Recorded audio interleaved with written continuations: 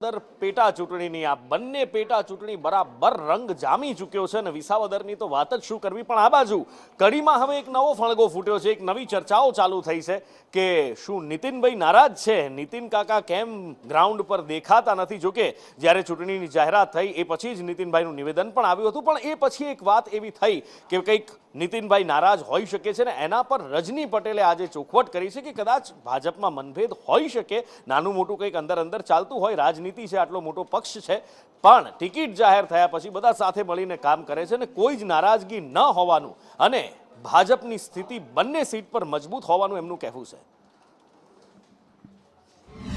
કડી અને વિસાવદરમાં પેટા ચૂંટણીનો માહોલ જામેલો છે અને તમામ રાજકીય પક્ષો છે જીતના દાવા કરી રહ્યા છે. ભાજપના મહામંત્રી રજની પટેલ આપણી સાથે છે, તેની સાથે વાત કરીશું. રજનીભાઈ, કડી અને વિસાવદર પેટા ઇલેક્શન યોજાઈ રહ્યું છે, કઈ સ્થિતિમાં અત્યારે હાલ ઇલેક્શનનો માહોલ છે અને આ જે હાલ રાજકીય સ્થિતિ છે તેમાં જીતનો વિશ્વાસ કેટલી લીડ સાથે જીતનો વિશ્વાસ વ્યક્ત કરો? કડી વિધાનસભા એ વર્ષોથી ભારતીય જનતા પાર્ટી જીતતી આવેલી વિધાનસભા છે અને અત્યારે જે પરિસ્થિતિ છે પેટા ચૂંટણીમાં ખૂબ સારી રીતે કાર્યકર્તાઓ કામે લાગેલા છે.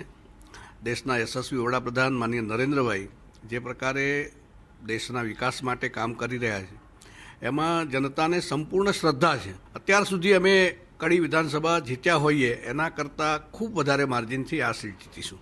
તો આ તરફ વિસાવદર માટે વિસાવદર પણ ખૂબ સારી સ્થિતિ છે. સ્પેસિફિક અલગ અલગ વ્યવસ્થાઓ છે એટલે હું અત્યારે કડી જોઈ રહ્યો છું, પણ વિસાવદરથી જે સમાચાર મળી રહ્યા છે એમાં પણ પાર્ટી ચોક્કસ જીતશે.